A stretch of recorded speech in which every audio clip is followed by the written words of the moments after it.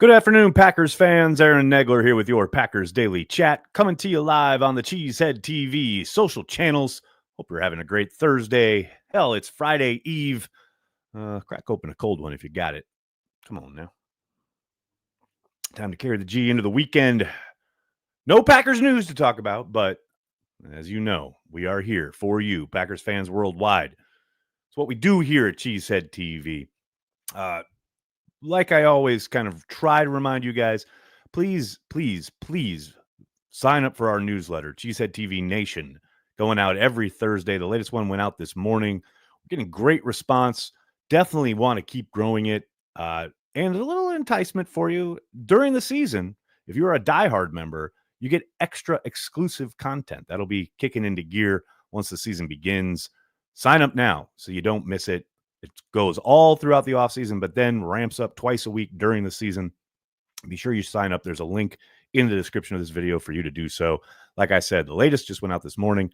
We'll have another one in your inbox next week. It is only weekly. We do not spam you. It is on a set schedule, so you're not going to get crazy random emails like a million times in your inbox if there's news. We know most of you are on social media and getting the news as it happens. Speaking of news and as it happens, not a whole lot to talk about, but like I indicated yesterday, I'm pretty confident in thinking things will start rumbling to life when it comes to headlines starting next week. But in the meantime, I did want to touch on something I saw today. I was perusing the internet, people getting ready for training camp, asking their questions about when it's open, how many practices, etc. And I did see a post from a gentleman whose name no need to put his name out there, but it was funny how he was talking about how the NFLPA needs to do something about the practice schedule that the Packers have nowadays, because back in the day, training camp was so great because there were two-a-days and there was tons of stuff going on and there were way more practices to attend, which that last part is very true. I mean, you look at the schedule that they got going on, there are barely any. You see those yellow squares there. Those are the ones that are open to the public, and they'll have like a walkthrough or two on days that aren't open to the public. But I'm pretty grateful for Matt for doing that, because otherwise you'd get complaints like, I came all the way to training camp and all it was a walkthrough. So can't really win in that regard. But it's no doubt that, the number of open practices have been diminished. Certainly, Matt LaFleur doesn't put him on the grass a whole ton and has, eliminated more and more during his tenure in the summer there. And I understand people saying that they miss the old format and they miss the idea of, 22, 24, even 26 back in the day when McCarthy was in town, training camp practices that were open to the public. No question about it. But I've told the story before, and I'll, mention it here again about a sideline conversation I had with Larry McCarron years ago there at training camp. I'm talking, and I asked Larry directly, what do you think about this newfangled training camp format and all this stuff? And he was like, these guys work so much smarter than we ever did. Now, obviously the differences are really stark as far as what the players were doing in the offseason and how they were keeping in shape then as compared to now. It's night and day, obviously. But the need to have them on the grass as much as they used to be is just not there anymore. And I'd also remind you, man, every single year, and I mean without exception, we will get to training camp. And I'm not just talking Packers here. I'm talking league-wide, right? And teams are starting to report next week. And I guarantee there are going to be injuries. Injuries will occur. And every single year, like clockwork, someone tweets or says on a podcast or somewhere, intimates, so many injuries. There's so many injuries. I can't believe how many. Is it always like? Yes, it's always like that because they're playing football and injuries happen. And the less football you play, the less chance you have of significant injuries that can impact your entire season have of occurring. And I'm not saying don't practice. Of course not. But the idea of get your work done and then get off the grass is smart, especially in today's NFL, where guys aren't just sitting there like, having second jobs and driving trucks and doing whatever the hell they used to do in the offseason, right? Now, this is their profession as far as keeping their bodies in shape and arriving to training camp in shape, although some guys still do seem to need to work into shape at times, but it is a whole different world. And Matt LaFleur and these modern coaches, which I know all the old heads get so upset about the whole modern thing, but these modern coaches are smart in how they approach it. So if you are of the mindset or you hear someone talking about, oh, back in the day, man, back in the day don't exist anymore. You can romanticize it, and I certainly do. I miss two-a-days. I miss night practices. Night practices were the best. But Matt LaFleur and his coaching staff and the whole football operation in Green Bay is doing the smart thing by arranging training camp like they are. That is my old man, but yet new man rant for the day. That is where I'm living. I understand that it's frustrating because it's not what it used to be, but what they are doing is smart, without question, in regards to not just the injury thing, but just how you work at football in 2025. What's going on, everybody? So good to see everybody in the comments section. Before we get going, of course, I got to give a shout out to our good friends over at Ticket King. Based in Wisconsin since 1992, Ticket King is located across the street from Lambeau Field on Oneida. They're happy to help you find just the right tickets for Packers games, from larger groups to single tickets, both home and away. They partner with local Green Bay businesses for tailgating and bus transportation to the games, so you don't have to worry about driving or parking. They're even open on game day for last-minute tickets or possible upgrades. And if you're not in Green Bay, no problem. Just use the Ticket King link on the Cheesehead TV homepage, or indeed, there's a link in the description of this video. Don't use Ticketmaster, StubHub, SeatGeek. Use a company based in Wisconsin since the early 90s. Ticket King for all your Packers ticket needs. Do it, folks. You know you want to. What's going on, everybody? People chiming in here in the comment section. Dennis is here. Hello, Dennis. I hope you're doing well, man. Always good to see you chiming in and saying hello to everybody. Mateo, is this a real question? Sir, Chelsea or PSG? Chelsea or PSG? Are we serious right now? Go Blues. Come on now. Carrie Bishop, how are you? That's a bit of a missive you've got here. Thanks for checking out the stream on Facebook. Hello, Nags. Indiana here. Hello from New York. Your thoughts on having Rodgers playing for Pittsburgh, and do you think it helps Packer fans stay more informed on overall players in the NFL? I remember being so much into games and who Favre was playing with back in the day. That's an interesting perspective, Carrie. I think that's somewhat generational. When Favre was, playing for the Vikings, or even when he was with the Jets, I think we were in a very different informational kind of ecosphere, right? Especially social media being what it is now compared to then. But I do think, sure, there are Rodgers fans. Sure. I mean, I hear from them almost every day on social media, but I'm sure there are Rodgers fans or even football fans who like Aaron Rodgers and like him as a QB and interested in where he's playing. And then, okay, he's with the Steelers. Let me see what kind of team they got, right? And what are their moves and who's he throwing to? Who's his offensive line? Who's his running back? I don't doubt there's some validity to what you're saying there. I do think, like I said, especially younger generations, man, they're up to date on everything just through the internet, like constantly, especially if they're fantasy football players. Man, I remember back in the day when I was playing fantasy, like earnestly and really starting to get into it, man, I knew like the third wide receiver on every NFL team. Like I couldn't tell you the third wide receiver on most of the teams in the NFC North at this point. But yeah, I think there's no doubt that Rodgers is going to bring interest, right? Football fan interest, for good or for evil, there to Pittsburgh. No doubt about it. Let's see what we got here, folks. Jim, I was just minding my own business, and suddenly 1975 was 50 years ago.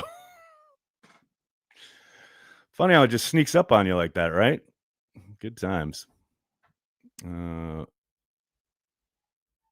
Bradley, how are you, man? Thanks for checking out the stream. Hello, Aaron. Hope you and all of Packer Nation are doing well. Would players like Gilmore or Samuel Jr. be options for the Packers? Thoughts?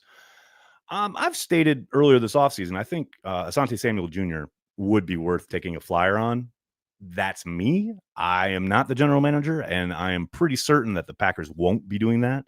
But I would love to see him brought in. But again, and I feel like I ask this or answer this question about once a week.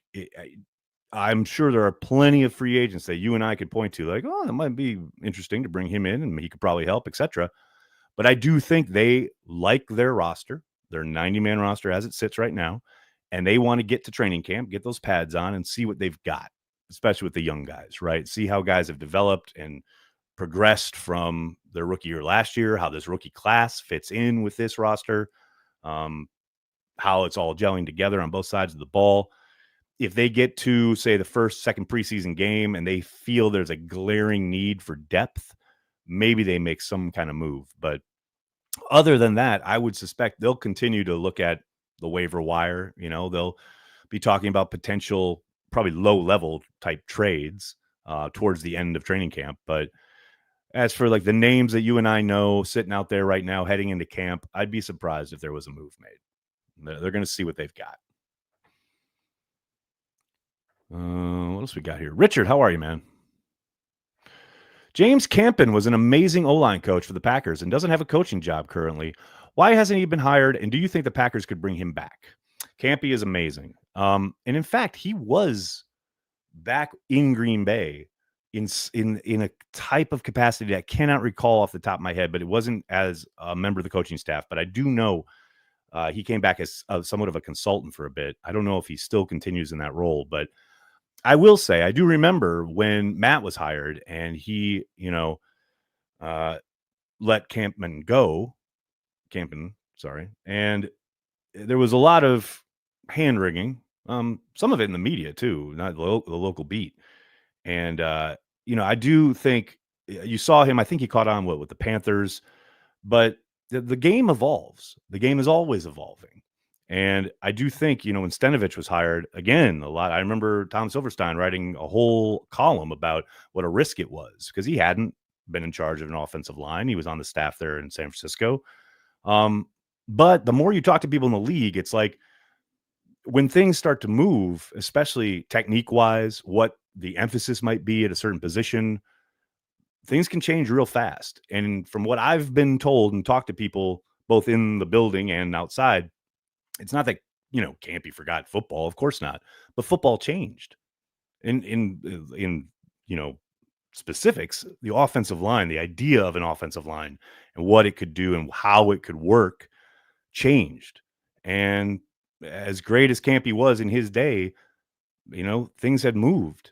And Matt, young coach, new ideas, he brought in Stenovich. And now think about this too, because Campman, you're right, amazing coach, did a ton of good stuff in Green Bay. But think about how crazy it was to us on the outside when Matt and his staff started juggling the offensive line the way they did. I mean, could you imagine old head Campman sitting there going, oh, yeah, let's go ahead. Let's rotate at left tackle. Let's rotate at right guard. I don't know if he'd be on board with that. I mean, you could only have to ask him, right? I can't answer for him, but I got to suspect that's part of it, right? It's just, there's a different mentality. There's a different approach.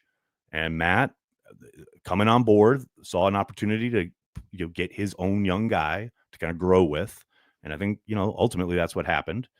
That doesn't, again, I don't want to make it sound like obviously he's a great football coach, but football changes. It's always evolving. And I think that's maybe part of the reason why, they have moved on like they did. Soder. Just hoping no Packer hits a police blotter over the next couple of weeks. I mean, you ain't lying. Just get him in the door, right? Man, I know I've talked about it before, but there's no more like deep sigh moment than when Andrew Corliss got arrested on 4th of July. 4th of July. You got to stop what you're doing and make, write up the fact that he got arrested on the 4th of July. Man, good times. Good times. Ed, how are you, man? Thanks for the super chat. Yeah, let's go back to when staying hydrated was frowned upon and there was no concussion protocols. That's what I mean, man. Smarter, not harder. That is 100% it. Alex, I know you're just trolling, but this is hilarious. Matt is an okay football coach. Man, you really got to learn what words mean. Seriously. Like, study words. What else we got here, folks? Ooh, Guitar Ted. Very good question. Run heavy in 2025, pass heavy, or are we a balanced team this time? I suspect we'll see a little more balance, but I do think they'll be run centric. I do think they're going to pound the football. Josh Jacobs is going to remain a focal point. And I've talked about this a couple times. I do think, yes, you'll hopefully see a little bit of a return to some of the play action stuff that they really utilized well in 2023 when now that Jordan has a working knee and groin. But yeah, I still think the primary focus is going to be the running game and hopefully everything that works and flows off of that, right? I mean, but Jacobs is going to be the focal point, I suspect. We'll see. Now, I think they want to run more 2 tight end sets. I'll believe it when I see it because they've talked about it for years. But, hopefully they can work off of the running game with those 2 tight ends and take advantage of some matchups. But, yeah, it's I suspect it will still be very run-centric. Colin, how are you, man? Thanks for the super chat. Can we expect a roster or depth chart prediction after or during camp from you? Colin, you know what? I appreciate the question. I stopped doing that probably about 10 years ago. I used to do a 53-man roster prediction each and every summer, but that was back when no one was doing 53-man roster predictions. Now everybody and their grandmother has a 53-man roster prediction, so it kind of just gets lost in the wash, and I don't really feel there's much value to it because there are a billion of them for everyone to look at. I'll certainly do a video about it at some point at the end of camp. I'll probably work with Billy or somebody and kind of go through our idea of what the 53 will look like. But as far as like the official 53, I haven't done that in so long just because, like I said, there's a billion of them out there. You don't need mine. You just don't. Ooh, M trying to get me in trouble here. Nags, who's the most reliable Packers beat reporter in your opinion? Whoo, baby. Well, it's hard because, they all have various strengths that they lean into. If you're looking for a newsbreaker, which I imagine what you're talking about there, I'd probably go with Spoon. If you're talking about a combination of being able to write things up and report on stuff and break news, I'd probably go with Demofsky. But I think as far as like a reliable, nuts and bolts, when he reports it, it's gold. I'd probably go with Tom. That's just me. Alex, you don't have to be sorry about it. I just don't trust Matt LaFleur as a play caller and head coach for the team. And that's totally valid, man. Totally legit. I understand it. And look, man, I don't think any Packers fan can watch that game in Lambeau Field against the Bears last year and not have some questions and not think, what the fuck are we doing here? Trust me, I understand you. But I do think that's one moment. And I think on balance, Matt is an excellent coach. But I hear you, brother. I hear you. John, this is 100% a Facebook comment. I love it. Packer writers are all trolls. This from someone on the platform that has the most misinformation on it in the history of the internet. But that's neither here nor there. They're not trolls. They all do excellent work. You just sometimes don't like what they report. And that's fine. I get it. But yeah, you got to chill on that. Falco, how are you, man? I appreciate the kind words. What home game would be the best one to attend with my daughter? That's a good question, brother. Let me take a quick look at the schedule here over on cheeseheadtv.com. I got to go schedule. Yeah. There we go. So, let's see. I wouldn't go that one. Don't do that one. Definitely wouldn't do that one. I don't know what kind of weather you're looking for, but if you don't mind, early November, bring her to the Panthers game, November 2nd. That's the one you should go to. Family night, August 2nd. That is an excellent possibility, though I believe he is asking about an actual game, but family night is wonderful. It is phenomenal. Everybody should go at least once. And, after that, your mileage may vary, but you should do it at some point. It's a great time. The vibes are awesome. And yeah, the the families in attendance, all the kids running around. It is a really special time. It's a really good time. All right, everybody, I'm going to have to get going. Cannot thank you enough for hanging out, talking Packers each and every day, Monday through Friday, right here on the Cheesehead TV social channels. Please do me a monster favor. Hit like on the video, subscribe to the channel, and then tell your friends and tell your family. Cheesehead TV, we are devoted to Green Bay Packers fans worldwide. Thanks a lot, everybody. Have a great night. Go Pack Go.